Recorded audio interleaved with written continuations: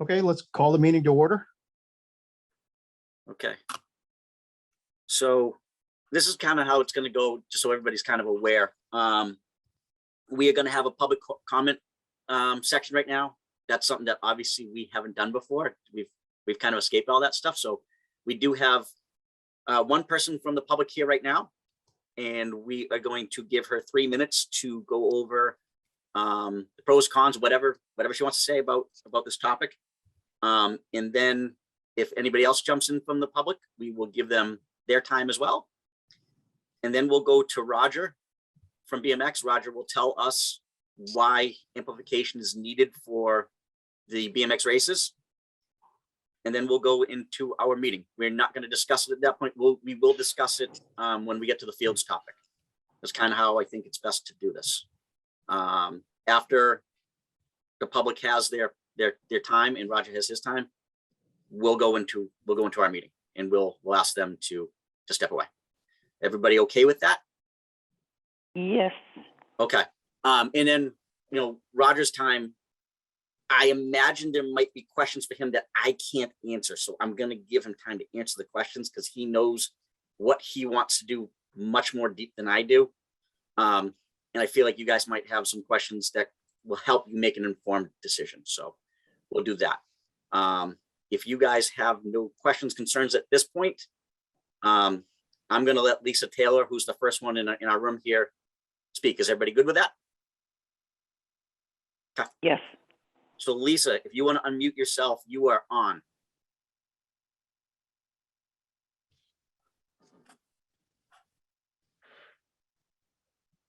Let's see.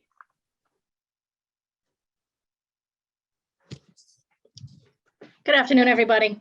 My name is Lisa Taylor. I have lived on Tyler's Lane for approximately 30 years and the first 25 plus years at 276 Salem Street, which has abutted Sullivan Playground. So I have been in the neighborhood since before the BMX track was there. This was originally supposed to only be used for announcing the beginning of races and the winners of the races. And every year it gets worse and worse. They have music playing when they have the races over the system. We call the police department and they tell us they can't do anything about it.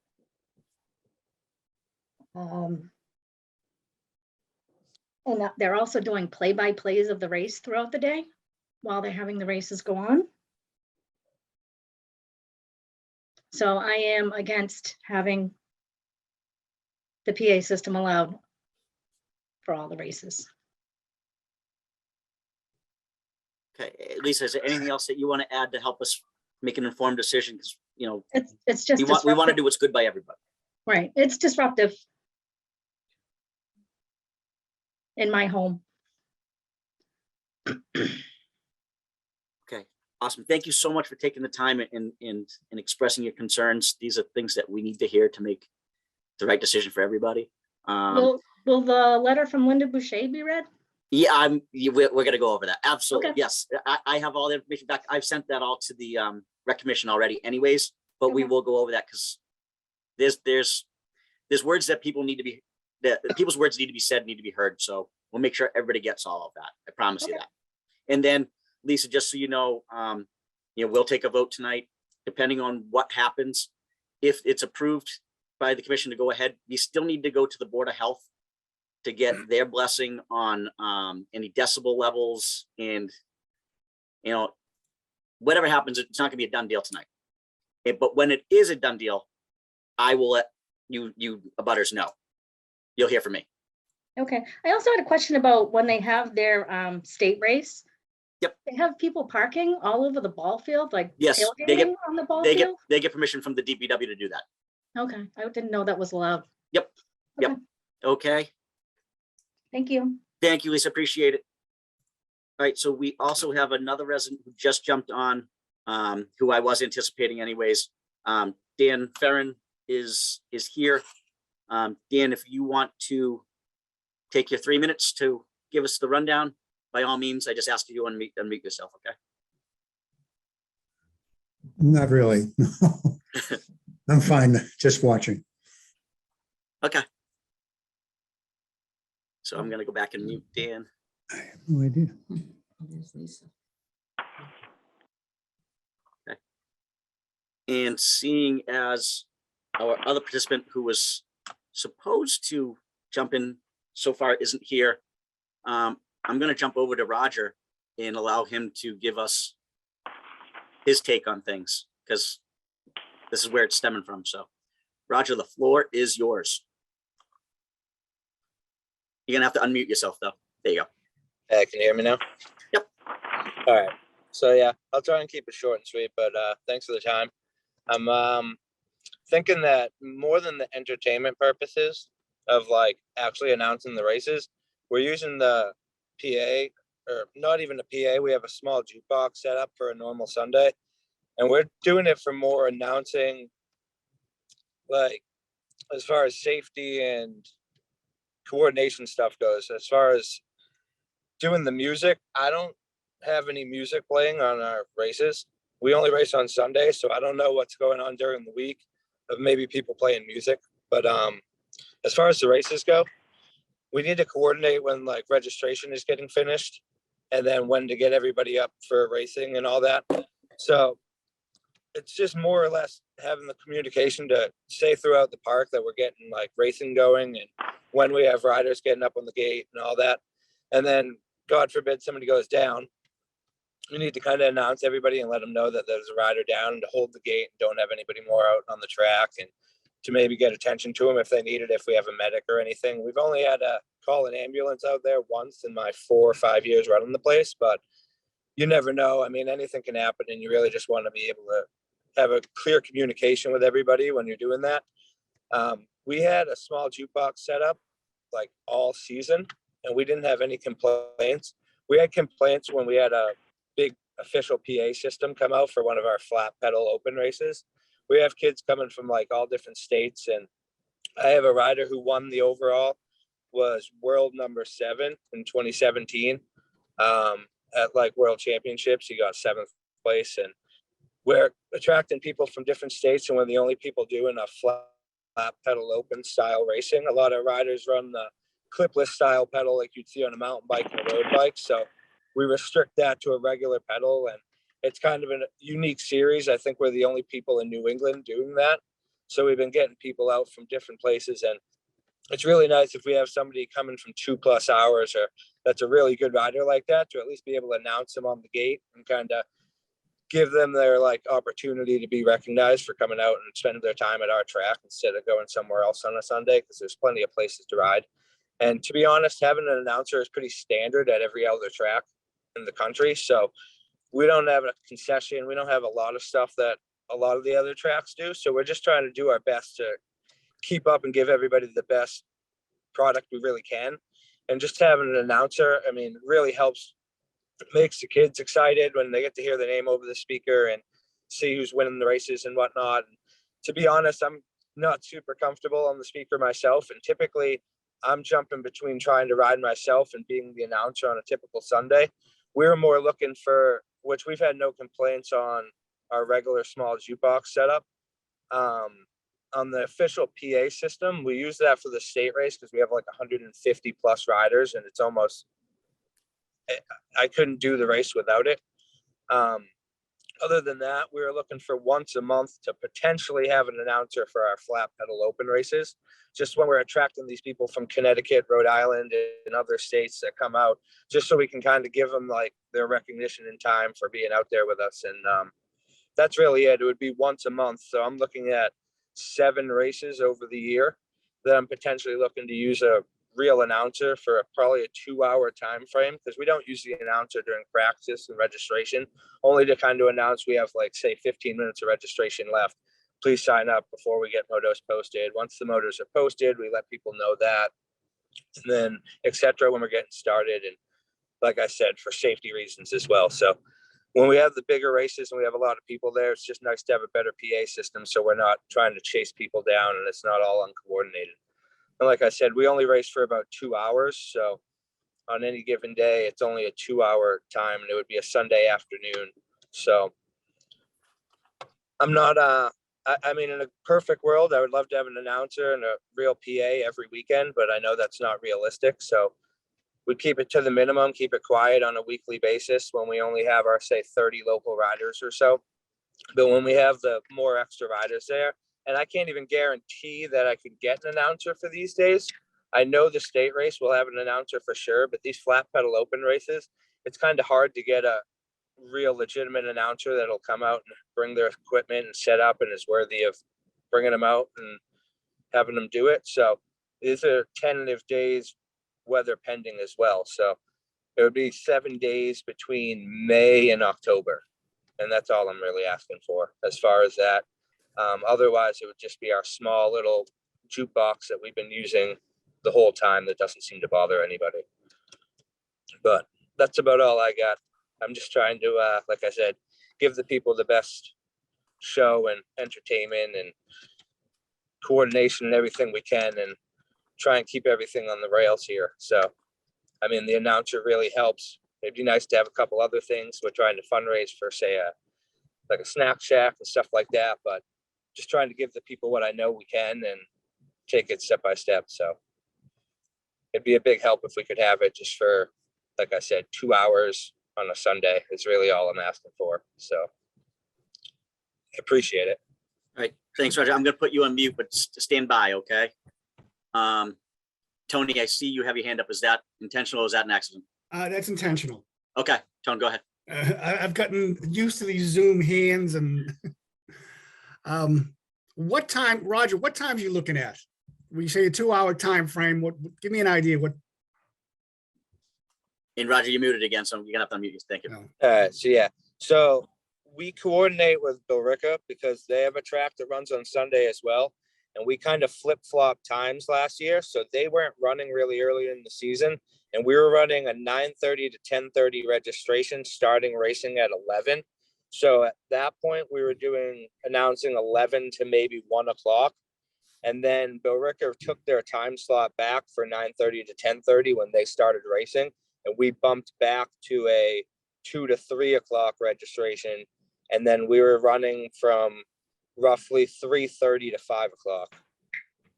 So I haven't coordinated with them just yet to have a lockdown time yet, but it would be sometime between 11 a.m. and 5 p.m. And the other question I have is, how are those horns aligned with a loudspeaker aligned? Are they away from, pointed away from the neighborhood? So I don't know if you're familiar with the coordination of the track and how it kind of sits in the park. The starting Very. gate is on the far right side towards the woods on the opposite of the ball field. So that's where we have our setup, and it would point towards the field. I don't know if it would help sending it, say, from the bleachers of the ballpark area towards the wooded area, but we have our stand right at the gate there. And like I said, on a typical Sunday, I have a small jukebox, like it's like a $99 little like karaoke microphone that you'd get at like, say, Walmart or something like that. And that doesn't really reach past the bleachers there.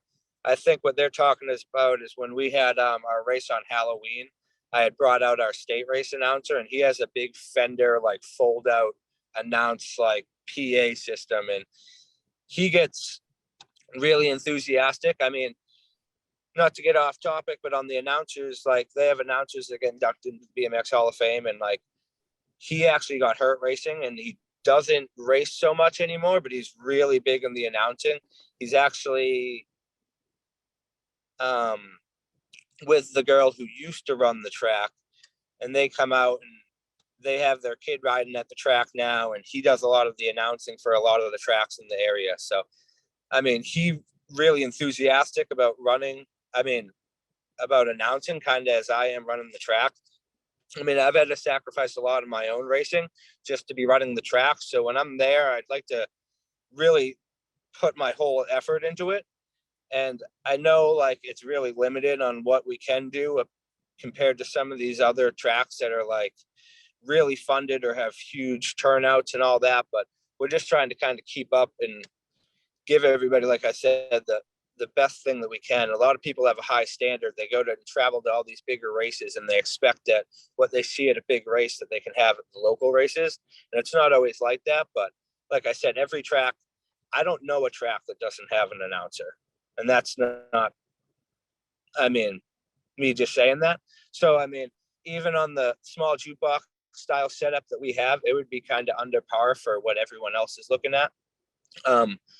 I don't want to like have people not showing up because they don't think that we have up to par equipment.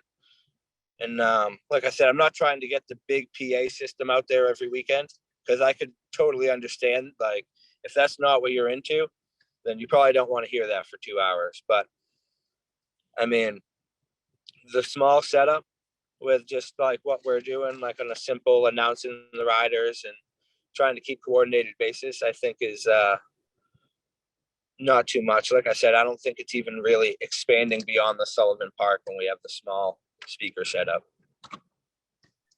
Rich, you have a question? Yeah, how long do the races last, Roger? And how many races are there? So on a local race, we typically have roughly 10 to 12 motos will get posted on the board.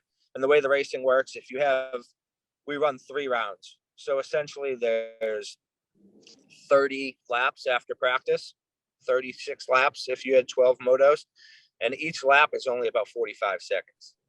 So we'll do 1 round to 12 laps, probably take a 5-10 minute break, let the guys get a breather, whatever, bring them up for round 2. We'll take another 5-10 minute break, and then we do the next round. So each round's only about 10 minutes on a local Sunday.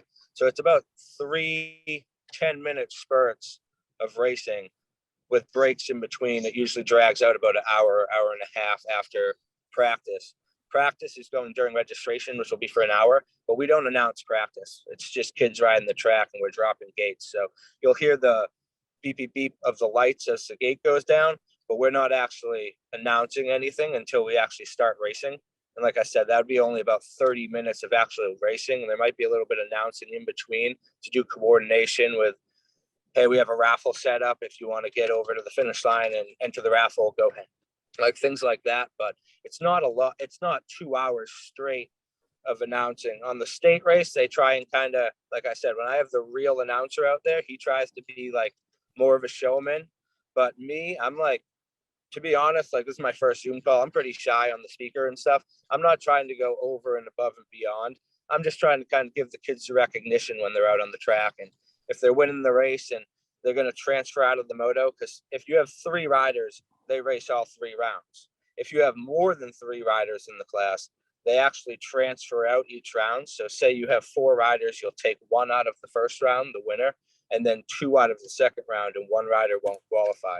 So we have a scorer at the finish line as well. And a lot of the kids are locals or familiar, and you get to know them all. But if there's anybody there that they don't know, they're just reading off the number plate on the bike too at the finish line. So if you have 4, 5, 6 plus riders on the track and they don't know who it is, it's kind of nice to give them a little heads up, like coming around turn 3, we have the 97, the 21, and the 16. And so they kind of have a heads up when they're at the scoring table, how to score as they're coming through. Again, not really a safety thing, but just coordination. It kind of helps so we're not running back and forth with confusing on results and stuff like that. Because then when you put the results in, everyone's getting scored points that tally all year. And so just to be clear, the, I just want to give me a number of, without the, the semis or the, how many races are you talking about? So total, like I said, we would call races, we would call it say 12, but there's 3 rounds of racing. So say there'd be like, say about 36, I'd guess, but it's a 45-second lap. On our state race, that's a lot different. It's our one big race of the year because every track gets 1 in the state, and then you have to do 3 out of 4 to like get your qualifying for the state. So almost everyone from the state comes out, and on that day we'll have about 150 riders. That's when she had mentioned that we park in the ball field. Mm-hmm. And that's more like 40 motos. So 40 motos, 3 rounds, you're talking 120 laps. That one lasts a little longer and throughout the day. That's We start at 9 a.m. We do a 9 to 11 registration, typically start at 12 and we're done by between 3 and 4. But that's our one day a year that we get that kind of turnout. And that's basically the one day a year that keeps the track alive on letting us make a little bit of income to actually put it back into the track, maybe get some dirt, do whatever we need to do. We're renting porta potty, state, like a storage container, bunch of stuff. Like I'm renting a storage container all winter and we have, like, it's just coming out of pocket.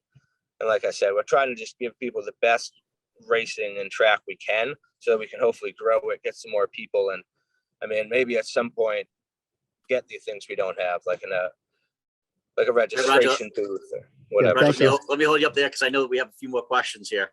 Julie. Yeah. You want to unmute yourself? Yeah, well, my question was actually about the state race and how long that was, but he just kind of answered that anyway. So I guess my other question is, like, does Wakefield BMX, like, do they go out?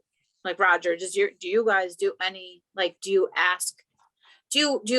advertise to the abutters like what day that's going to be? Like, do they know, or is it just a surprise for them on that day?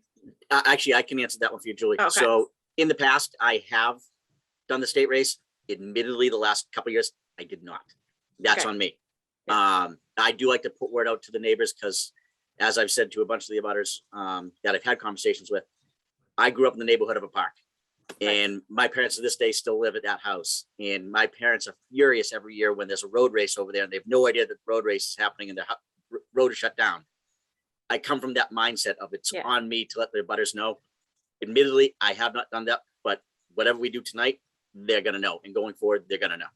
Okay. All right, that's all. Gene, I know you have a question. Thanks, Dan. I just have a quick question, Roger, about you said the folks come from out of state and then you mentioned local races. Do you have any idea of how many or what percentage of your races might be local, as in Wakefield residents? On a weekly basis, it's probably only about 15%, 10-15%, but we're probably only getting maybe 30 riders on a Sunday. So we got like, So I that know would be we have like three four riders. and then a lot of them are just hardcore BMX guys that are going to be coming from wherever. There's a lot of traveling. There's only 4 tracks in the state. There's nothing in New Hampshire, nothing in Maine, and 1 track in Rhode Island. So there's really not a track around every corner. So a lot of the people that are racing are coming and traveling no matter what. It's hard to have a big local presence. I mean, it definitely can be done, but you're going to always have riders coming from all over, no matter what. They chase points and every race is worth points. So no matter what, if they can fit it in their schedule, you're going to have people that show up depending on how much they're into it. Sure, that I just was kind of curious how many Wakefield either youth or adults participate on a given Sunday. Yeah, probably only a handful.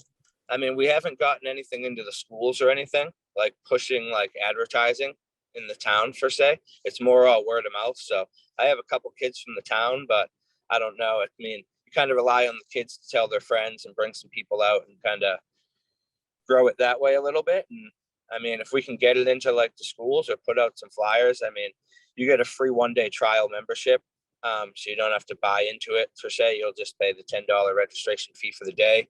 So you're covered under the insurance and whatnot through the sanction. And then you can give it a try for free. And I mean, we could put those flyers out to all the kids, and the more the merrier. We've had like a lot of the football kids and stuff show up like after practice and whatnot, but a lot of them don't race. They just show up and they ride the track during our off days. Like we'll be there doing a lot of work, and we get a lot of locals that show up then, but we don't have a lot of them that really show up on Sunday when we like set up all the lights and gates and get things going. Okay, thank you, Roger. I was just curious. Oh, no problem. Okay, does anybody else on the commission have any more questions for Roger?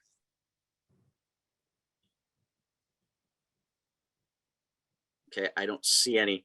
I do see Lisa Taylor has her hand up again. Lisa, I'm gonna allow you to make a statement. No questions directed towards anybody. Okay? So if you want to mute yourself, go ahead. I'm sorry, I just had a couple questions. For whom? Roger, I was just wondering. There's no questions towards Roger. Okay, Okay, And- but you can, if you have a question that you need the Recreation Commission to answer for you, I can do that. okay. Are any of the race days conflicting with soccer or baseball? No. Okay. Not at this time, I should say. Soccer doesn't use Sullivan. It hasn't in several years. Baseball, we don't have their schedules yet, but we will make sure that there is no conflicts. That's something that we work on. Okay. Okay. All right. Seeing as no other questions from anybody, Rich, I'm going to turn it back over to you.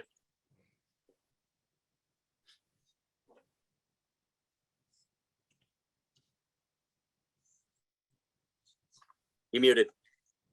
Of course I am. So department updates, Dan. So, bear with me here. All right. So we'll go through programming first. So the community garden lottery is up and running. We expect that the community gardens will be opening sometime, probably early April, weather permitting, of course. Right now, we have 69 registered for the lottery. We have 46 pots total, but we give a few away to the Girl Scouts, to the Boys and Girls Club. I have another group that wants to use one this year, so we'll probably have about 42, 43 available, and then we will start handing out, well, awarding them based off of how many more entries we have. Last year we had 96. I'd imagine that we'd get somewhere up there. We have a program called Children's Playhouse. We've been doing this for a little while now. They are starting up tomorrow night. They are actually working on doing a performance. So they are going to do The Journey of the Noble Narble, which is a little kid show. We have 18 enrolled for that, but we are doing that in conjunction with Wakefield Academy. So Wakefield Academy is doing this show. We're doing the show. They have their own kids. We have our own kids, and it's all going to be mixed into one big happy family show. So that should be a lot of fun. That's going to take sometime in June. We're just waiting on the availability of space to be able to do that. But it should be exciting. It should be fun. And this is kind of the progression of this program. She wants to make this into a legitimate theater company and program. So we're excited about that happening. And that should be, like I said, starting up tomorrow night. We have 15 enrolled for our fencing program. That's starting up soon. Again, good numbers for us.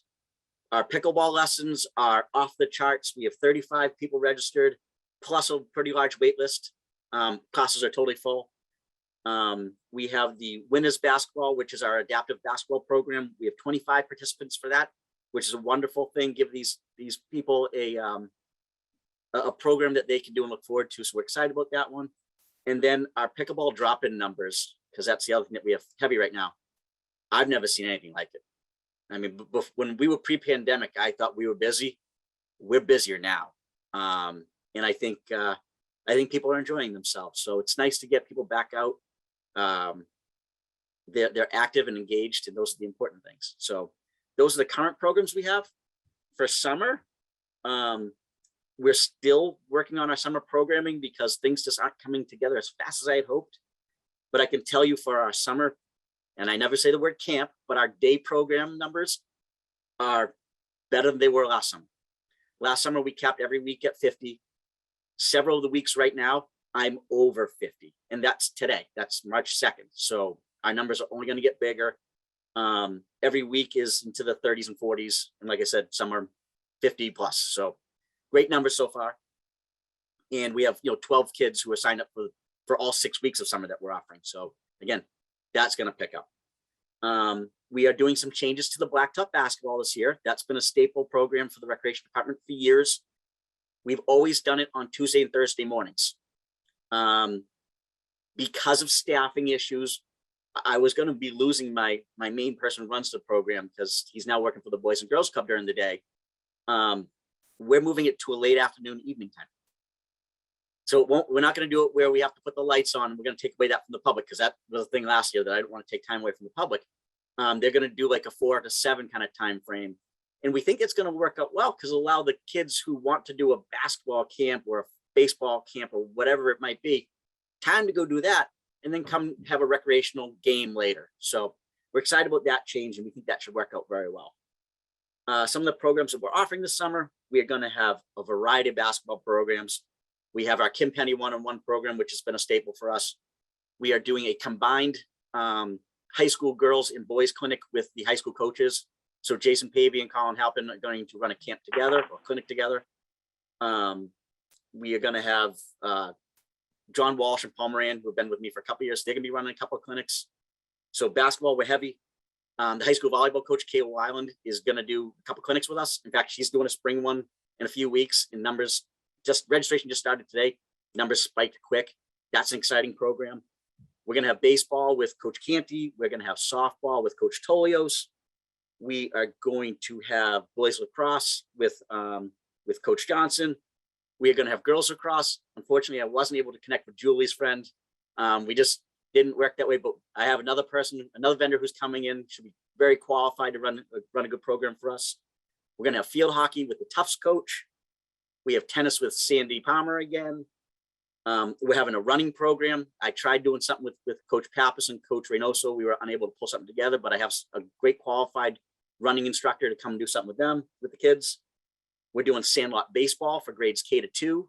And that'll be during the daytime, give them 2 days a week to kind of go down and just have some fun pickup games. We have Sports Zone, as we always have. We're going to have a chess program again, which we had great last year. We're doing 3 programs with this Right Brain curriculum. We worked with them last year. They were fabulous. We're doing a program, Business Sharks, 1 Lego Adventurers, and 1 the Kids Newsroom. So just kind of different things that the kids can get into, journalism, or, you know, creating their own business, Lego stuff. Should be a lot of fun. We're doing rocket science, Wild World Safari, and Lego Brick Motion with Wicked Cool Science. Again, a great company, great local company. And that's just kind of the start of summer. We're still putting more together. We're talking about doing some kayak and canoe lessons with the Boys and Girls Club. So a lot of things are coming together, and we hope to have all that wrapped up sooner than later. That is all I have for programming at the moment. But do you have any questions about that stuff? No. Okay. So we'll move on to the Civic Center. Tony had a question. Oh yeah. Who's got a question? Yeah. Are you gonna have staffing problems this year? Oh God, no. Okay, good. That's that's a great question, because we put out our feelers to everybody from last year, okay. and I lost 1 staff, and that's only because he's working for the Boys and Girls Club full time, which is great for him, tough for me. But we've retained everybody. All And right. last summer was the best staff I've had in my 20 years of doing this. So I could be more excited to have them all back. All right, that's it. Thank you. No problem. As far as the Civic Center, so if you come into the main lobby, you're going to see we have some brand new video boards there. Those will be, that's replacing the bulletin board directory that we had. On those video boards, we'll have the directory of where every office is. We will have the schedules for the gym. We'll have the schedules for the Heritage Room.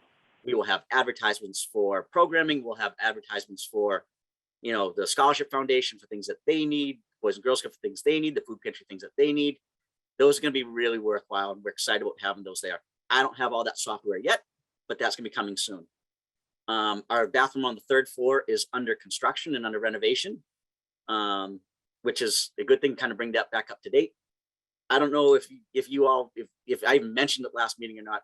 We have a new custodian in the facility. Jesus. Okay, I did mention that. So Christina, she's there. She is just amazing. We are so lucky to have her. That place has never looked cleaner. Apparently, so I had a nice visitor today. I haven't seen him in a while. Frank Leone came by to say hello. Frank's on Capital Improvement Committee, and he informed me that we're looking at a potential new roof, which is exciting for the gym. And we are looking at new supports for the balcony as well. So the balcony, if we get this supported, there's a chance that we could allow people up there and watch a game.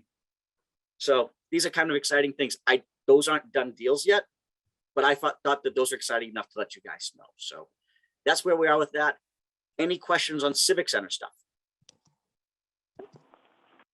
Julie, Yeah, if I remember correctly, the roof that's been an issue. Like that was, how is the roof since we got the new floor? Like how has that been going? Is that like, have we seen damage yet to the floor because of the? so there's one area under the far skylight on CVS side. Okay. There's one little area that it's water stained. It's slightly warped, but it's not terrible. I have had New England Sports Floors come out, look at it. They did tell me that, so at some point we're gonna need to have the floor refinished and cleaned anyways. That's normal maintenance. That they can buff that out. So the damage that has happened can be undone. Now, also with mentioning the roof, I was hoping to have the skylights removed because they are part of the problem. Yeah. Per the historical commission, they cannot leave. So they have to stay, but they will be extra flashed and everything else. So. Okay. Yep. All right, great, thanks. Any other Civic Center questions? Jed? Unmute yourself, Jet. How is it going with the mask dropping? So you're getting more people coming into the building now? How's it going with what?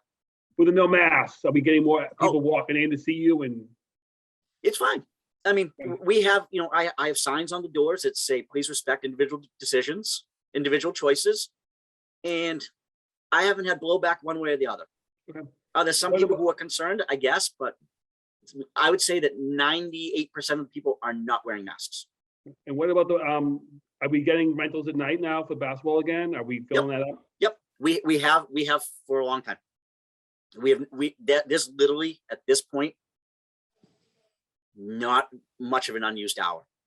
Maybe Friday nights 8 to 11, but even that I'm able to rent to some college age kids or kids who are just out of college who are Wakefield locals. We're busy. It's a good problem to have. It's great. You're doing a great job. Thank you. Anything else Civic Center related? No. Okay, so we are on to fields. Before we go to the BMX portion, there is one thing I want to tell you guys. So I had a field turf user meeting with soccer and lacrosse a couple weeks ago. I brought in Ian Miller, who's the registrar for soccer, Tim Fitzgerald, who's the president for soccer, Jason Cable, who kind of does the field scheduling for softball. I'm sorry, for lacrosse. Debbie Tremblay came for the girls lacrosse. That meeting couldn't have gone any better than I couldn't have imagined anything better. They were such a good group. We just sat in a room, talked about, here's what I need, here's what I need, here's what I need, put it all on the table, and everybody worked it out. And I think everybody left very happy with that. I know there's been a few changes since, but they're working amongst each other to figure out the needs and wants. And those three organizations, I've been doing this stuff for a long time in multiple towns. I can tell you, I've never seen soccer and lacrosse work so in sync as they do here in Wakefield. In Reading, it was always a challenge. And I always say it's funny because the youth soccer director and the lacrosse director, their children were friends. The soccer coach coached the lacrosse kids, the lacrosse guy coached the soccer coaches kids, and they just butt heads all the time. In Arlington, it was, a fight between groups to get space. We don't have that problem here. These groups work so well together, and it's so refreshing. And I told them that. I said, thank you for making this work, because other towns don't. They just do. So we're very lucky to have the groups running the sports for these kids. They're great. So on to the BMX conversation, because that's kind of marinated for everybody now. So I'm sure you all have opinions. If you guys want to, and if the board members want to unmute themselves at this point, by all means, because I'd like to have a free flowing conversation, but that's also up to Mr. Chairman here. Yeah, no, let's do it. Let's hear comments.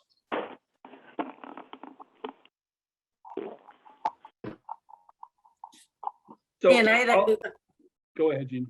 Oh, I'm sorry. Dan, I had a question. Lisa mentioned about a letter from Boucher. Yes, I did. I put that in your packets, but Yeah, I got all the letters. I got a handful of letters you sent us.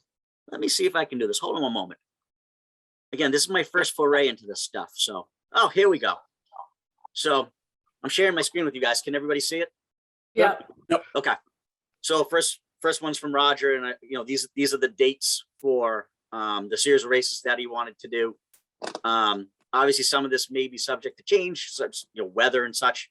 And we don't have the exact times yet, but these are the dates that we're looking at. I'm going to move to the next page. This is the letter from Mrs. Boucher. I'll actually read it just so we have it on record for everybody. So it's regarding the sound amplification at Sullivan Park. We now live at 5 Drummer Lane, formerly 276 Salem Street, since 1967, abutting Sullivan Park for approximately 55 years, long before BMX was an event. We highly object to any sound system at Sullivan Park. This BMX track was originally built and maintained for the neighborhood kids in the Wakefield residences. Somewhere along the line, the BMX organization got involved. It was then run by a local group of residences at that time. We were never notified about any meetings about this. Originally, they requested to use the sound system just to call the kids to the starting line. This was done once a year, and if they overdid it, they were cooperative when we requested to tune it down. Time has passed, but yearly, the noise level has gotten louder and longer. Yearly, there have been complaints about the sound system. Last several years were especially bad and more often. As far as noise from the loudspeakers, it has gotten out of hand. Many have complained, and both those running the races and to the police to no avail. It has gone from only one weekend a year, only calling the kids to the starting line, to multiple times a year with the loudspeaker blaring all day long. Now you're letting us know that this will be once a month from April to October. Again, this is a single-family residential neighborhood.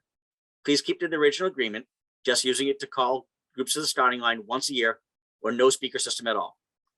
In your letter, you did not state the time of the meeting or if it will be televised. We don't do Zoom meetings, but would like to have our concerns addressed. Respectfully, Linda and David Boucher. Just so you guys know, I did reach out to Ms. Boucher to let her know what the time of the meeting was, and kind of what we've talked about already, that this is not a done deal. It still needs to go through a bunch of channels. I didn't hear back from her, but I wanted full disclosure that this was what was going on. We have a letter from Carol and Darius Handrich. Hi, Dan, we live on Eunice Circle, and we have no objection to the using sound request. We think it's important for people to be able to again get together and enjoy outdoor activities. From Sarah LeBlanc. Hi, Mr. McGrath. I'm responding to the letter I received related to sound coming from Sullivan Field during BMX events. My home directly abuts the field, and we've been here since May 2019.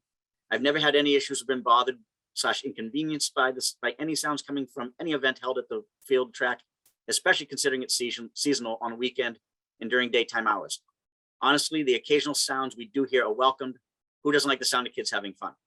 In my opinion, the BMX folks do a great job maintaining that area for all the town kids and have always been respectful to the surrounding houses, residents, and I'm fine with their request as stated in the letter.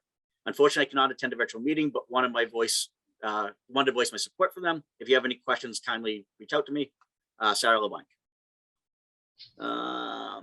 From Patricia Kroll, and before I read her letter, Patricia is I know that we talked before about, I had somebody reach out to me last year. It was Patricia. I didn't remember her name, unfortunately, but this is who it was. I'm glad that she reached out again. I will not be able to make the Zoom meeting on Wednesday, but I would like to weigh in my feelings regarding the BMX Association's proposed increase in sound amplification at the track. Since I already spoke with you about this issue last summer, I'm sure it comes as no surprise to you, but I'm against the idea. As I described to you then, the experience is an hours-long, exceptionally loud intrusion in the peace and quiet of my backyard during weekends, a time my family and I look forward to enjoying that most. It is not an occasional use of PA, but rather a constant play-by-play account of each race, shouted in a manner that no doubt meant to stir the crowd to cheer on the riders, to cheer the crowd. I get my words tied up. To stir the crowd to cheer the riders on. It is relentless and inescapable. Even after bringing our family birthday parties inside to buffer the noise, we could still hear it clearly, even with the windows closed. This was, by the way, on an occasion they were not even authorized to use the sound system, but did so anyways. As a lifelong resident of Wakefield, I feel that the neighbors deserve some consideration as to how the sound system for not 1, but 7 weekends will alter our quality of life here.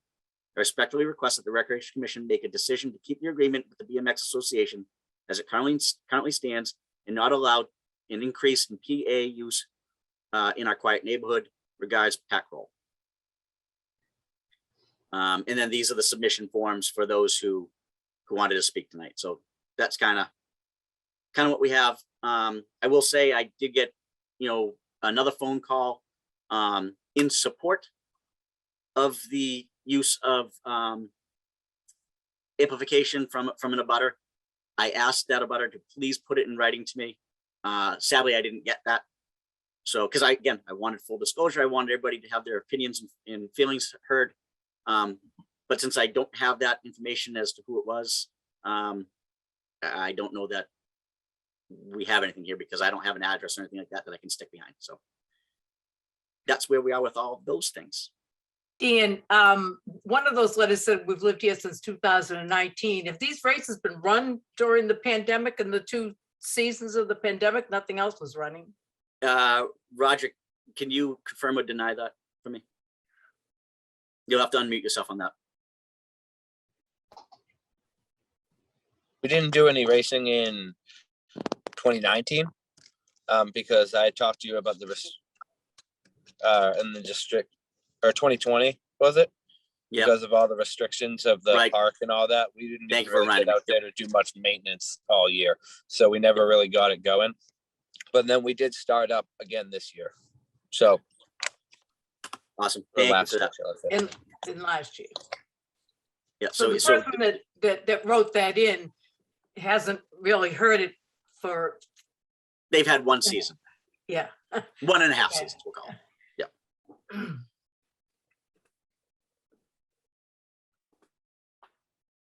I mean, I Anybody else? guess I don't know. My comment is, I was surprised to see that there were letters in support.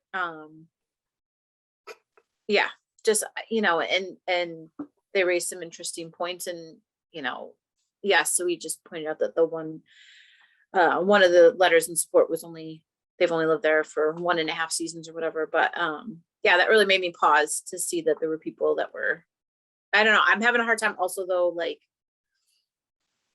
I'm having a hard time kind of like, I don't know, making it, thinking about how some people think it's like, it's super disruptive to some people's lives and not at all to others. But I mean, I guess that's just people's opinions, so. Right. I guess my question, Dan, for you would be, what, other than the fact that it is like, like Roger had said, that locals can come on off days and ride, like what benefit, what could we, like, what is the benefit to Wakefield to having that and also to having the amplification? Like how would that benefit our citizens? I mean, as current ridership with 3 people, I don't know the benefit. Right. If we were talking larger numbers, yeah, there's a benefit to it and more people are using it. I don't have an honest answer for that. I'll tell you, I can give you my story. Okay, so as I grew up in Reading, my parents still live at our address across from Memorial Park in Reading, which is heavily used. Mm-hmm. During my youth, Memorial Park could be used or was used for practices for teams, for baseball and soccer. There was weekly children's concerts on Wednesday afternoons and adult concerts on Sunday nights. Those are things that we grew to know. During my adult time when I moved out and when I was working at Reading Recreation, a neighbor or somebody had bought a house across the street from the park and went through the deed of the park and pointed out to the town that the deed of the park says that there's supposed to be no organized sports there, and took it to land court and won. So the park was only to be used for passive recreation. The gentleman went to the extent that the tennis courts and basketball courts there should be demolished. I mean, that's how extreme this was. Yeah. So people became very used to the park not being used. It's a passive recreational area. My parents are now in their 70s. Those neighbors who complained at the time have since moved. They moved years ago. The park is now used not the way it was when I was growing up, but there's teams that go there to practice, and there's a lot of passive recreation that goes on there. My parents being in their 70s, and I'm just talking about my parents, they don't like it as much now. They got used to the quiet enjoyment of the neighborhood. That's how they've always phrased it. You know, wow, we didn't realize that we enjoy the quiet enjoyment of the neighborhood. They love seeing kids play, but they love seeing the kids leave, you know? And when there's a road race or when there's a concert, they're not necessarily aware of it.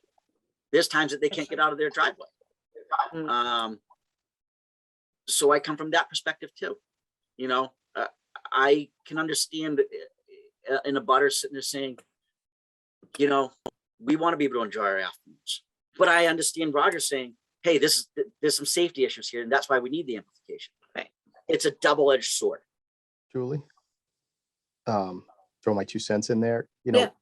when my kids were little, Mhm. mainly the boys, they rode there, not Yeah. in any organized capacity. And it was maintained, you know, by these guys, by the BMX guys, just the same way that Fernald is maintained by that organization, and some of the other parks are maintained more by those organizations. Mhm. So I think while we don't have a lot of Wakefield kids there, without them, I don't know that we have that park. Yeah. Without the organization at least taking care. And I don't know that we'll ever figure out if there's a number that we can put on the number of Wakefield kids that use it, not in an organized fashion, like under Roger's organization, but Yeah. just to go down there and ride around. But I think that if we were to not have them here, I don't think the park would last very much longer. Okay. And I'll say this, just, you know, on top of that, since Roger took over the track, he's done a fabulous job. You know, I think that the group before Roger,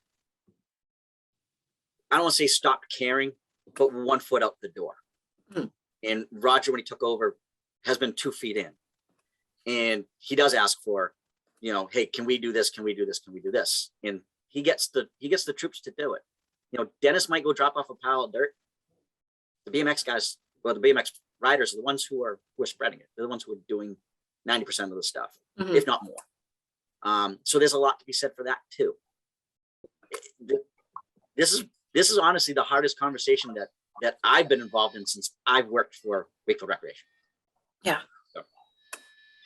Dan, does the DPW do any work down there, or, you know, for the town? Because I'm just wondering too. I mean, as far as if they're using it, and you know, what kind of monetary value are we getting out of it? You know what I mean? Right.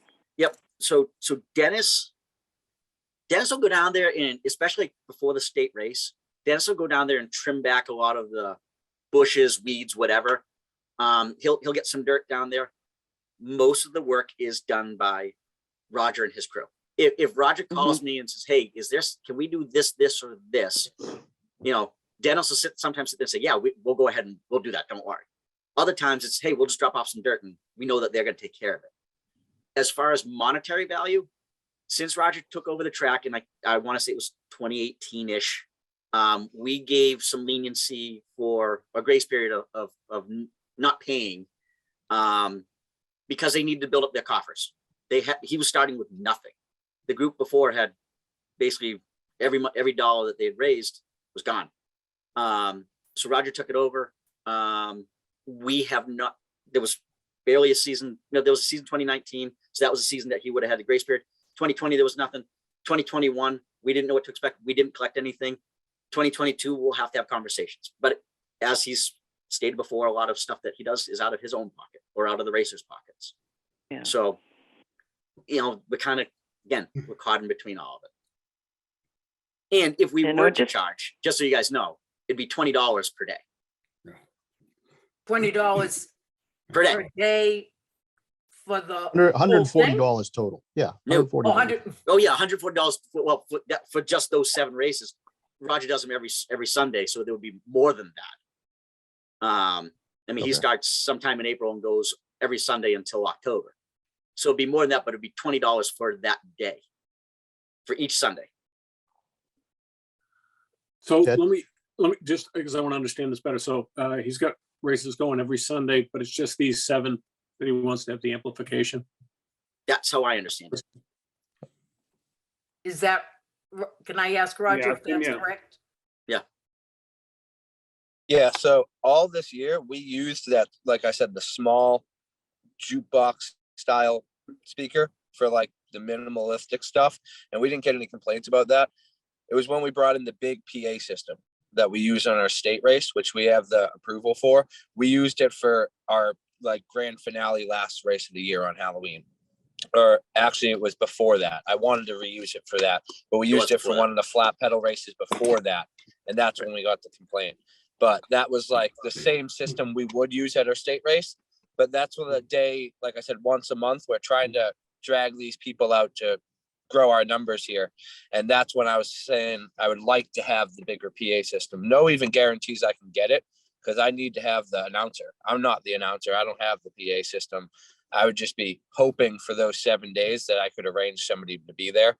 But those are also weather pending. We wanted to do 7 of those races or once a month last year, and we only got in 4 because rain hit It's us awful. on Sundays for 2 or 3 of them, and we couldn't reschedule. So this is like 7 max. It could end up being as little as 4, 5. But I mean, in a grand scheme of things, perfect world, I'd like to do it for the 7 and then have the minimalistic setup for a regular Sunday like we have been doing the entire time. And that's never really been an issue. It's just when we bring out the real deal system, and that thing's pretty loud. It's a real like DJ kind of setup, and it's meant to really be heard, but like I said, that's not a weekly thing by any means.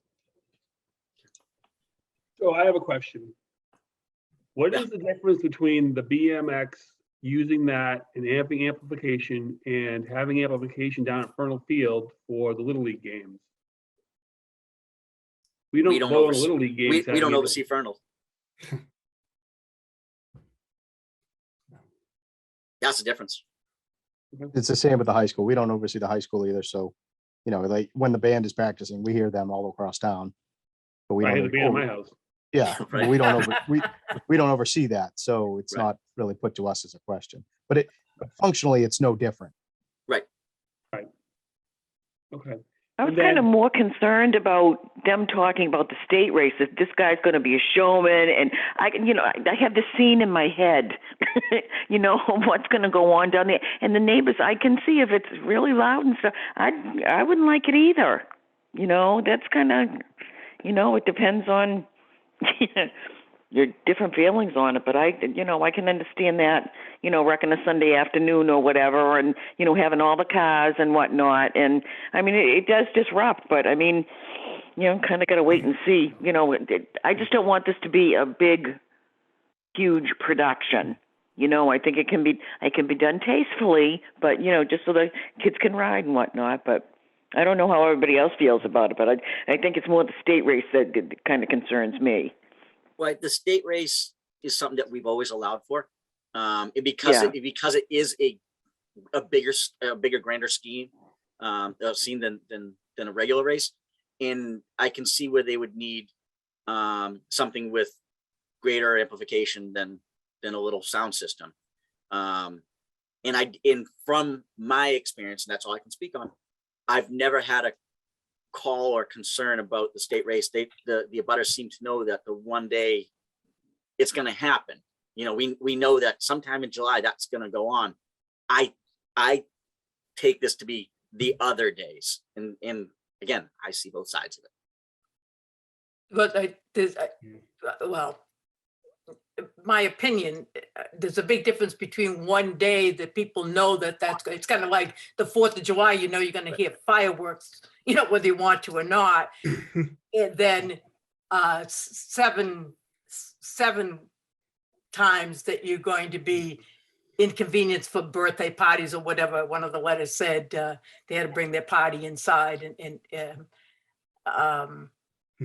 there's a big difference between 1 and 7, or 7 in a championship. Yeah, See you, but Tom. Okay. that's true. It's also- First of all, Chris, thanks for answering that question about the finances, or asking that question. And Jeannie, to your point, you could almost take that as, do you you know, when you live next to a fire station or a police station, you can expect sirens on a daily basis. Trucks.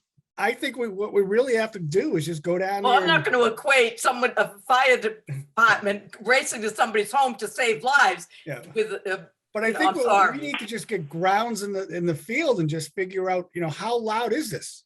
well, that was my next set of questions. Yeah, I Involve think, The level of noise. Yeah, I Yeah, mean, I have Mapleway 3 doors down for me, and every now and then, you know, the girls softball utilize a PA system.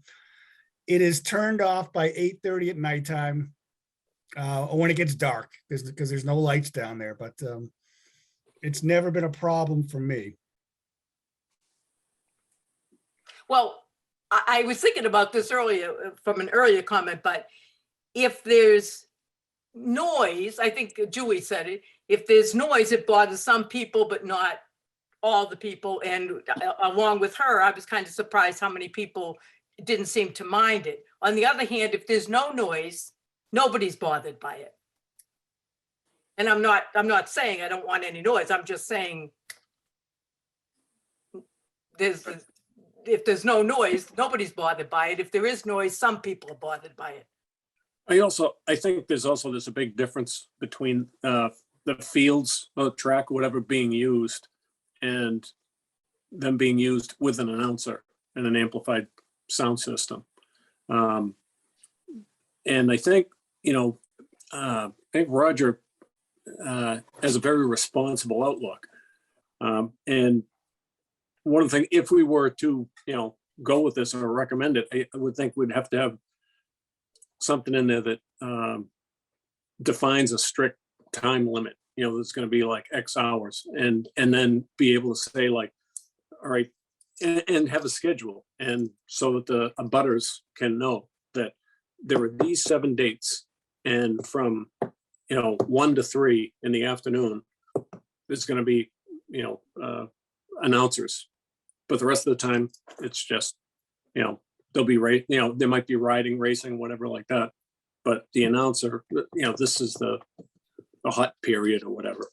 And I think again, I don't know if which way this is all going to go, but I think those are kind of the critical items for people. Like it was me living there. Tony was talking about living down the street from Mapleway, and I know I've seen from going to games there, I've seen people being very forgiving, generous with their neighborhood, and others showing up for games feeling a little more entitled. And I heard a coach one time tell an abutter that if you don't like it, why did you buy a house next to the park? And the thing was, the guy was a very nice guy, and he was very understanding, and he just like asked people to not block his driveway. And the coach like just was entitled and felt like yeah, well, you shouldn't have lived near the park if you don't like the traffic. So I'm just trying to avoid that kind of scenario. I want to kind of make nice for the neighbors, but at the same time, this seems like it's a good resource for kids, for the young people. And one thing is, depending on how this vote goes tonight, if the vote is to recommend the use of amplification, it still goes to the Board of Health, and they would need to sit there and say these are the appropriate decibel levels for that neighborhood. When that takes place, I don't know. We're at the first part of this. I don't know what the next step is after that, but when that takes place, I need to go to them and say, hey, the Recreation Commission said this is the direction they want to go with, and then there'll be more guidance that will come out. If we say that we're not going to allow it, that's it. Kind of dead in the water. And Well, again, the state race to me is a non-starter. I mean, we have to have it for that day. We've always approved it. We're talking about the other 6 races in reality. Is there any way, Dan, we can do it on a trial basis, just to, feel it out and see how it's going to go, or, for the first race go, and if it's too loud, just kind of play it by ear, just to kind of, please everybody, It's a trial basis. If it doesn't work, we can tell them next year that we're not going to allow the application. Exactly. Oh, I mean, so we like do it. permit them every give it year, a- right, Dan? So it would- We tell them every year that you're allowed to do it for the state race. yeah, so Roger, I have a question for you. Were you involved the old team that ran the BMX?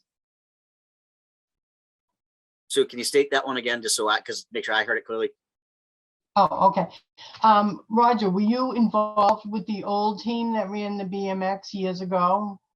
So Roger, were you involved when Tiffany was running the track? Yeah, when she was doing her state races too, like I was going down and helping do maintenance on the track then. I wasn't as involved.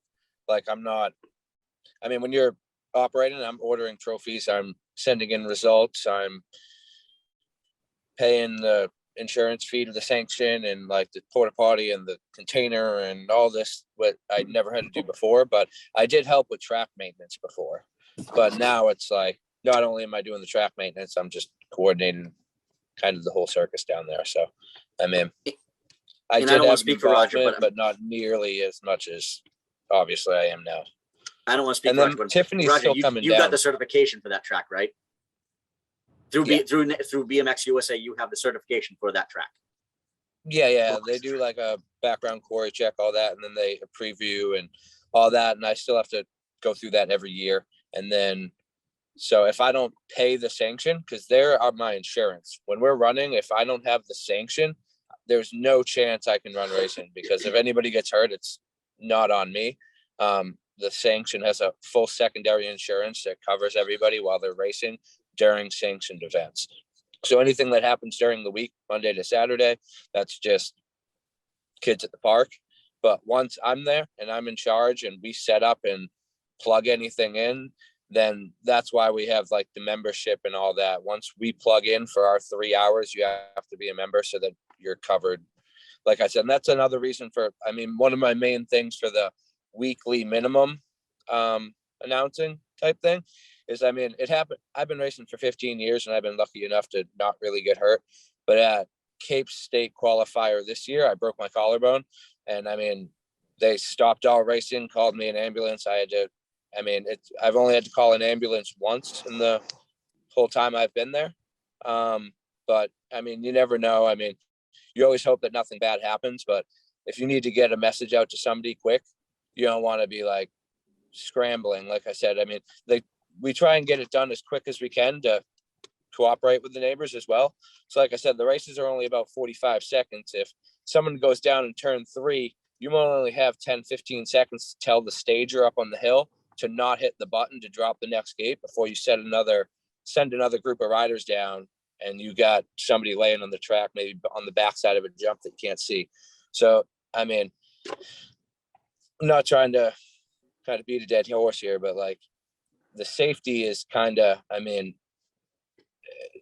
the top priority outside of me trying to do a play-by-play or anything like that. I mean, I would hate to have somebody get hurt and then like I have race pants or something on, no phone on me, and like I can't get a hold of anybody. I'm trying to yell over across the track and nobody's paying attention because they're in their own world. And again, it's just kind of trying to keep everything coordinated. It's hard enough with the little speaker I have. I've had riders not hearing me in the parking lot. So like I said, that speaker I have, I don't think would be any problem whatsoever because it's hard enough for me to coordinate people with that thing. But the big loud PA, like the official one, like I said, it would be 6 extra days a year, once a month that weather permitting, hopefully we can get in. But that's all. Perfect, thanks. Well, Roger, in years past, the complaints were the exact same, and they were addressed to the BMX and they dealt with it and they lowered the volume and it seemed to solve the problem. Is there any way you could have a lower volume and not use the amplification as much during the race on those 6 dates? I mean, yeah, we could definitely keep the volume lower than, like, we're not trying to max the volume out and blast it. We're just trying to get it out so that the people in the parking lot can hear. Like I said, if he's going to be my only announcing, and I have people, like, if it's going to be the grand stage of, like, say, a state race, and you got people in the ball field on the other side of the field, I just need to be able to get at least to the other side of the field so all these people can hear me. I mean, because like I said, we'll take a break in between rounds. So it could be a 10-15 minute break. And then once we're ready to get going, we get going. And races are only 45 seconds a piece.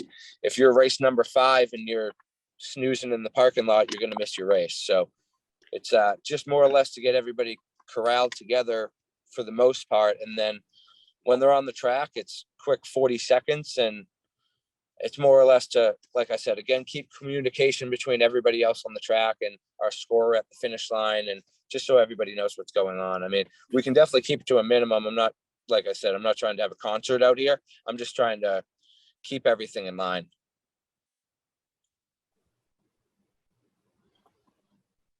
Okay. Any other questions, comments? Yeah, I have a question, Rich. Jed? So can we approve this and say that they can't do play-by-play? Is that something that we can do in our realm of saying you can do the announcing if the time starts and starting, and then any emergency announcements, but we don't want to hear turn 3, turn 4, 974 is coming in the home stretch without play-by-play, but allow them to utilize the system to, again, get people to the track, get the race started, and do their stuff like that, but not have an ongoing dialogue. I don't see why we couldn't. Yeah, I mean, I think that we can make a motion in any way we want to phrase it to get to the, I mean, yeah, so I think we're looking at 2, right? We're looking at a motion for the state race and a motion for the others. Dan, is that what you'd like to see happen? I mean, to me, the state races, again, we've just done it. We've never made a motion for it, but if we want to do a formal one, that's fine. And I think that's probably very pertinent today. For the flat pedal races, the other 6, I think that would be a separate motion. Okay, Tony? We can always make a motion, and correct me if I'm wrong, to just, after race 1, just, shut it down, right? We meet every month. Yeah, I mean, honestly, we can make any motions we want. I know. Yeah. The other thing is, and let's put the cards on the table. Enforcement. So, these races are on Sundays. I can certainly go down there, and check things out. Can I commit to doing that every week? I can't. So we need to trust that whatever we decide, BMX is going to do what we say, or, conversely, if we allow it, is it as loud in an intrusive as it's been told to us? We're never gonna, that's the hard thing. What's loud to one person may be quiet to another. So Yeah. who are we to say that that's not loud in one person's house versus it's okay at another's? That's hard. Let me ask Roger, just to follow up on Jed's question, how much would you say the experience would be impacted if you didn't do the play-by-play for the flat races? I mean, how much would it impact, like, the people Their coming experience, their enjoyment of the event? Is it the at that point experience? that, I mean, I was told that this isn't my words, but I was told it's not some traumatic, but it's like a travesty to not have an announcer for this race. Like, you can't bring these people out and tell everybody to come here on a Sunday and not go to any other track because we got this flat pedal race going on. And then when they get there, it's dead silence. And I mean, during not the saying race? you couldn't actually run the race, but like I said, every track, again, I'm not exaggerating, every track in the country has an announcer every weekend, per se. And I'm not looking for a big announcer every week. I'm trying to be fair. I'm not trying to, I don't want the neighbors to not like us down there. It doesn't do me any good. But like I said, I'm just trying to grow the track in the ways that we can.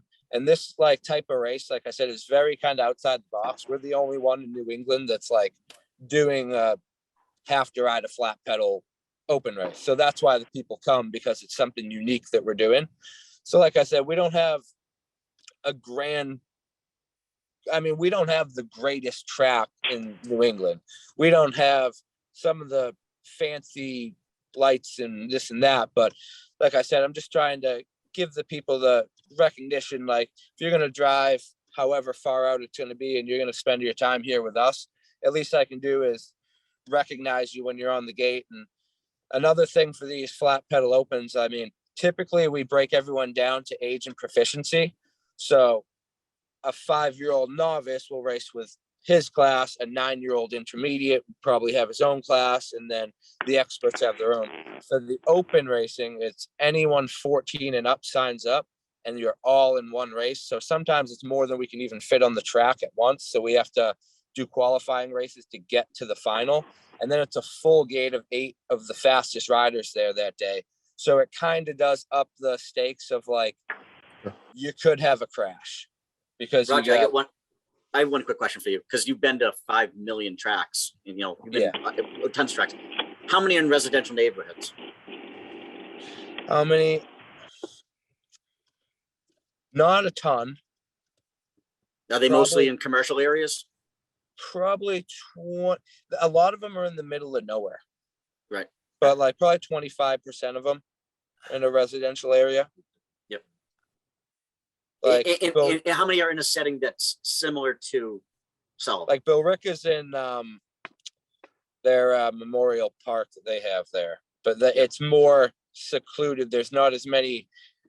There is a neighborhood, but it's not as close as Sullivan is. It's probably a quarter mile through the woods. So you got a lot more muffling of the sound, and they have 2 soccer fields before you get to the main road. So, and then Cape Cod was on the Air Force Base. They just moved, but they're like right next to a football field. And like their fields aren't as close to the residential neighborhoods as much as Sullivan kind of hugs around here. There is a couple tracks here and there that I've been to that are kind of in a residential neighborhood. Like what the big indoor one that we had in New York was like, you were literally in a neighborhood and that's you were like, indoors. there's no way this is a track. Well, it But it's was a indoors. hockey style. It had a roof on it, but it was open siding. Okay. So like they had that, and that was big in like what I thought was an odd neighborhood, and they were always good. But I mean, it always depends on everyone's different. I mean, okay. Thank you. Oh, no problem. Do we want to talk about this more? It just popped into my head. I kind of wish there was somebody from the Board of Health here to kind of give us some guidance on what the decibel level would be. I mean, I have no expertise in saying, okay, we'll make a motion, but it has to be this many decibels or this few decibels or whatever. So I don't think we need to. I'm kind of blind on this as far as From what I understand, Gene, expertise. and this is going back, I don't even know if this is a Wakefield thing, if this is an Arlington thing, a Reading thing. I can't remember that stuff. They all blend at this point. From what I recall, the Board of Health would need to go out to one of their events. They have a decimeter, whatever measures decibels, okay? And they will sit there and say, there's a meter that will tell them it's too high, or that they need to come down, or they're within the range. That's how I understand it. But I'm going back a while, and quite honestly, I don't remember what I had for lunch. So, you know. Oh, Jesus. I know.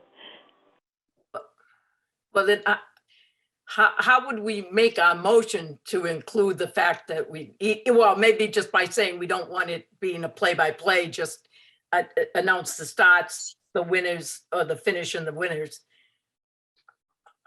Well, I mean, as opposed to play-by-play. With the exception of the state race.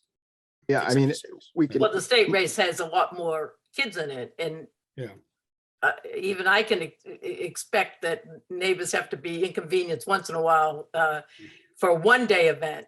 This is a 7-day event, if I'm not mistaken. I would like to, include the Board of Health with this and get their, point of view. But we are gonna get the Board of Health. They're gonna be the next step for Roger. I think we should make a motion to approve the state race, because we're going to probably do that, and then take a separate conversation about the other races. I think that's Okay. wise. So Yeah. I'll make a motion to allow application pending Board of Health approval on the state race date and time specified. I'll second. All in favor? Aye. Aye. Put your Aye. hand up for me, will you? Just hold your hands up for a minute so I can. Roger, you don't get to vote. Sue and I'm Chris, for I can't, Sue and Chris, you've got to say aye for me because I can't see you.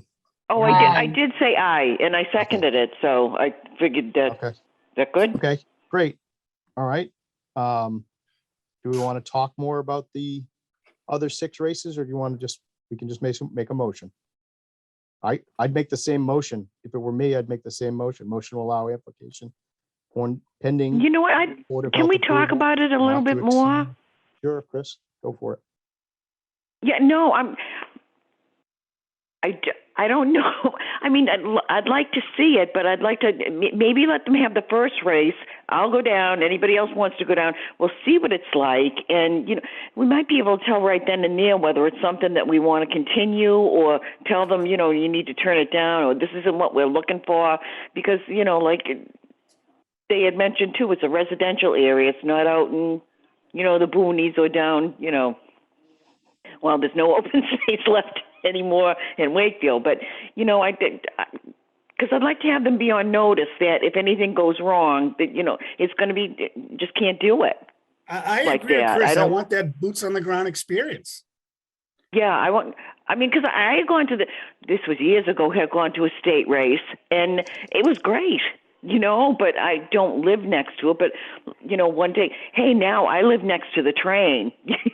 I bought my place near the train station. It wasn't bad until they started going through, tooting those horns, and then everybody said, well, you knew what was going to go on. It was a train, but not at that decibel. And talk about loud, So I don't know. I just think it's something, just don't want to say, oh yeah, well, let them do it. And, I'd say we're going to check after the first race and then decide what we're going to do. Yeah, I'd like to make a motion to allow amplification for the first race, subject to the board on all subsequent races.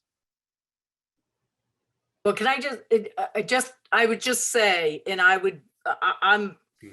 would lean more towards the non-amplification, but to be fair to Roger, if he's trying to set up an announcer for 6 particular dates, and we're saying, okay, you can do it for the first date, and then he's out of luck October, whenever. But Yeah, I agree. Yeah. Let's, No, I thought he was just going to do it himself. If it sounded like kind of up in the air whether he could even find one. I'm sure he's probably already got one for the state race. And probably somebody different. And he said he had like a smaller type machine that he used. And But that's not the one that he wants to use for these 6 races. Is the small one. Right. Am I wrong on Right. that? No, right. No, He you're- wants to that's use the- correct. He wants to use the bigger one for these flat pedal races. Yep. Yeah. I mean, I think that's the point of this conversation, right? yeah, it's So- a, I have a question for Roger.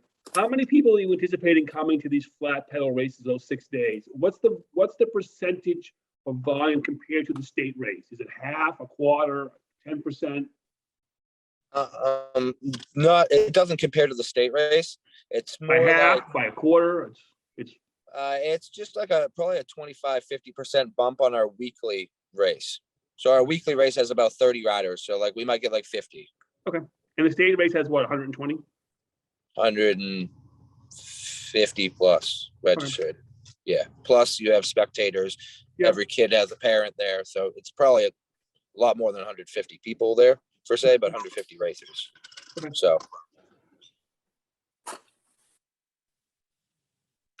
This is very difficult because, to say Tony's motion to just do the first race, it puts a lot of pressure on Roger for the other races if it's not so bad. I think it leaves a question with the Board of Health as to how we actually stand on it. I don't know. Yeah, I It's a mean, good program for the folks that are involved, and I know what you say, Dean, Roger's doing a great job in doing it. But if I could. I don't know. I don't think we have enough answers to do this, so. Swinging the other way a little, I look at it as it's a 2-hour period on a Sunday where there's 36 45-second races. I mean, it's a, that works out to about half an hour of announcements, all told. And it's a 2-hour period, I'll grant you. So it's 2 hours of disruption. But that doesn't seem excessive to me. It doesn't seem like that's going to disrupt my whole Sunday. Right, it's not like adding 6 more state races where it's a whole day. I think, and again, I don't have a say in this matter. So I'm just gonna kind of give you a little bit of info that I think may be pertinent.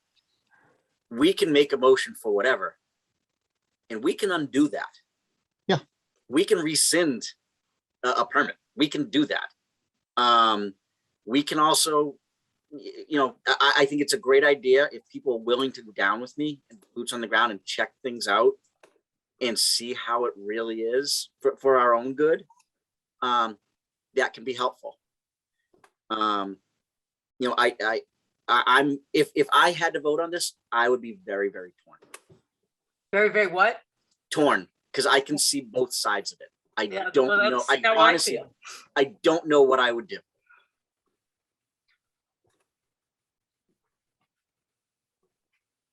But Can we we- can how about- undo something. Roger, you want to add something? Can we Yeah, approve just it one like one for the quick year? thing. Just so it's clear, on the flat pedal open races, not every single race that day is the flat pedal. Like that is one of the motos that day. So like the big like excitement draw is for one of those 45-second laps. Like for however many laps it takes us to qualify people in, which is usually 2 or 3, and then the one main event lap.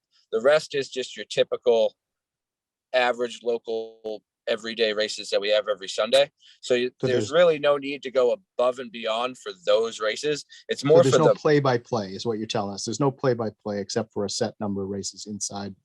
The yeah, day. like the main focus goes to the one flat pedal moto. That's why I have the whole announcer there. Because I mean, every other race is what I do on an everyday Sunday. It's just that one moto each round that's getting the big like focus. So really, when we're saying like 45-second motos, like there's 12 of them, whatever, half hour, like the big like play-by-play, really trying to tell everyone what's happening is for this one moto each round, which is like And how long 1 is that, minute, Roger?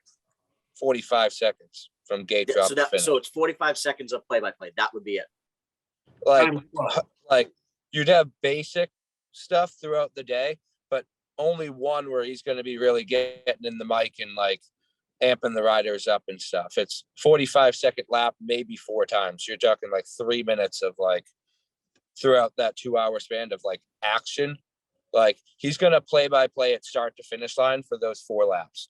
For the other ones, it's just going to be like we had talked before, like the basic, like here's the riders on the line. This is moto number 5. We have so-and-so in gate 1, 1 and 3, 1 and whatever. And here we go. And then once they come to the finish line, it's so-and-so, whomever and whatever across the line for the finish. But for that one flat pedal moto during that day, there will be like play-by-play, like where he's really going in on it. But it's not every single race during that date either. Okay. Thanks.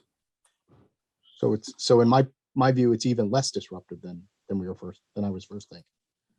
And again, maybe we can even put restrictions on what's allowed. So we're not allowing play-by-play. We're just allowing, the start, the finish, any injuries. And then for the flat races, we're allowing the play-by-play. Yeah, I don't know. I think we can put restrictions in there. But again, whatever we do, we can undo if it's Yeah. not working.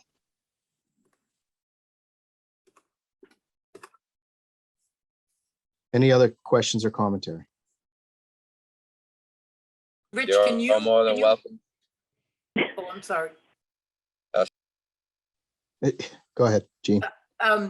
Can you make a motion, what Dan just said, that the motion is that there's play-by-play for the races that Roger just spoke to, but the rest of it is like a regular day, just announcing, here's the Yes. start, here's the finish.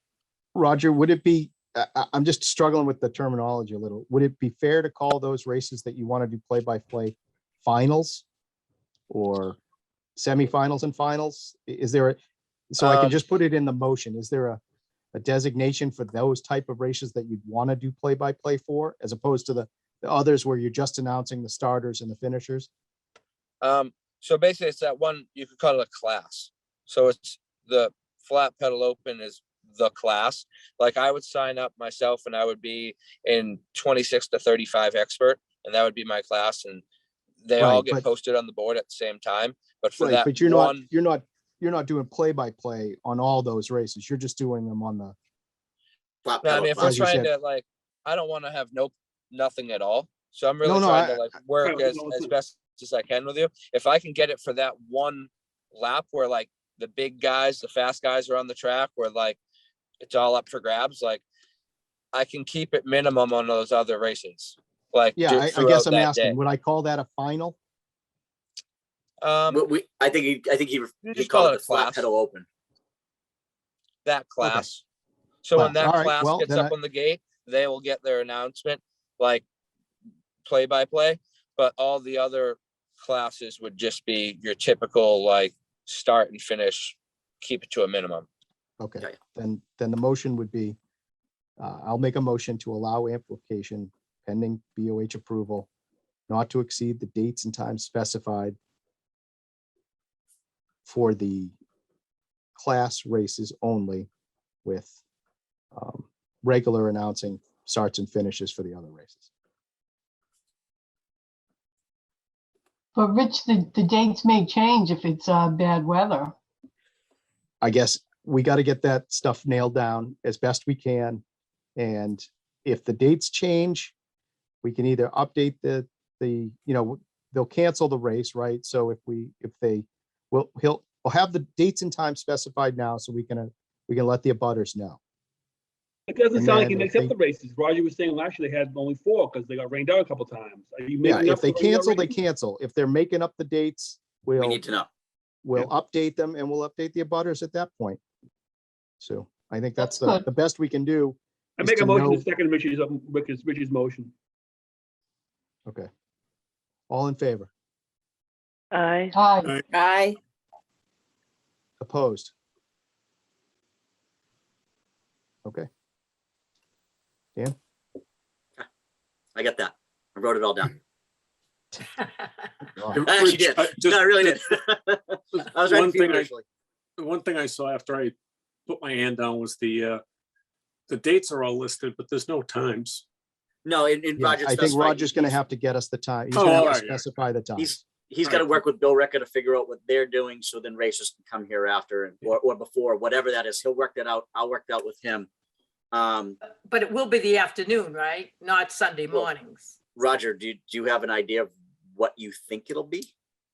The times he gave us were potentially 11 to 1 or 3:30 to 5, depending on when they flip flop with Bill Ricker. Okay, so it isn't like 9 Sunday morning. It's 9 is when they start. On the 11 to 1 days, 9 to 9:30 to 10:30 is when he starts collecting registrations. all right. But that doesn't require amplification. No. So Other than, Minimal, you know- I don't know, come on, get over here, right. sign in. Yeah, it's And just that- registration is open, and then maybe throughout the hour we'll say, hey, there's a half hour left to registration. There's 15 minutes left to registration. That's all. I get that. Okay. So on this, do we want to, I don't know, I think it was Gene and Tony. Do you want to go down and take a peek? Get an I'll idea. go I mean, we down. still have to wait. We have to Yeah. wait for the Board of Health anyway, right? Yeah. Right. They're going to go Right. down at the first first race presumably to get a measurement and tell them how loud they can be and how loud they can't be? Yeah. We can shut them down anytime.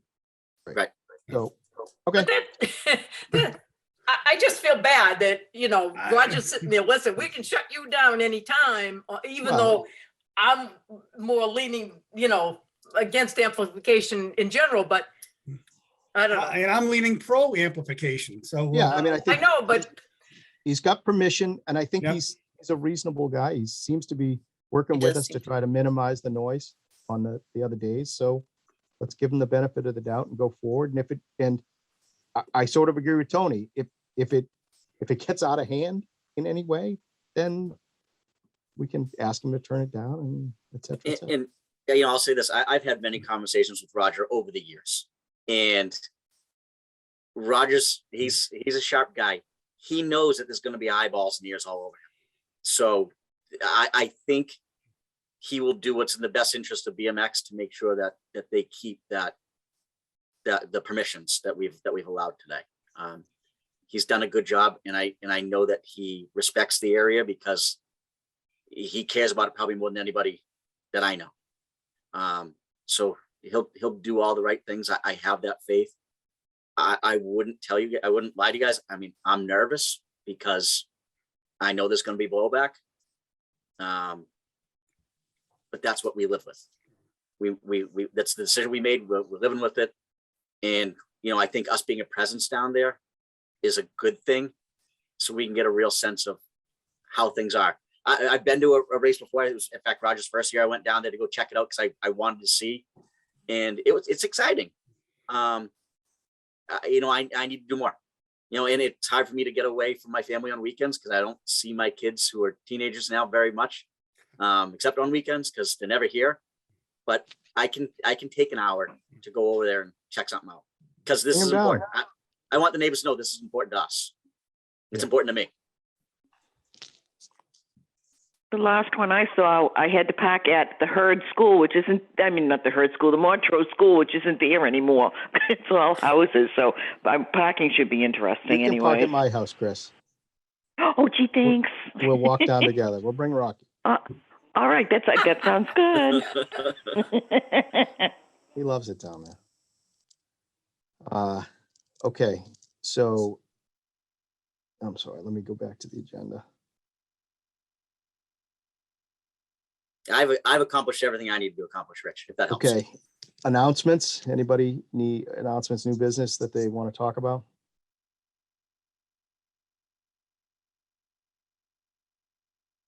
All right, somebody make a motion to adjourn? Before we do that, can I just sit there, thank you to You said Roger you were for your done. time. I know that you gave up. Roger and I talked earlier today. I said, this, I don't know how long this is going to be. Thank you for sitting through this. I know Lisa's still on the line too. Lisa, thank you for sitting through this. I know it's not exactly what you wanted, but I hope you know that we're taking this very seriously, and we are going to be a presence down there as well. Oh, Lisa's raising her hand. Lisa, go ahead. I will gladly host the board to come out on my deck when there's a race going on. Lisa, I will take you up on that. Yeah, Okay, I'll grill. We all will. absolutely. Let me know. Yeah, honestly, Lisa, I mean that. A few of us will pop over there for sure. Okay, let me know. Okay. I'll be available. Thank you. I appreciate that Thank you. very much. Okay, now you guys can do your motion. Motion to adjourn. Second. All in favor? Aye. Aye. Opposed? We stand adjourned. Thank you all very much.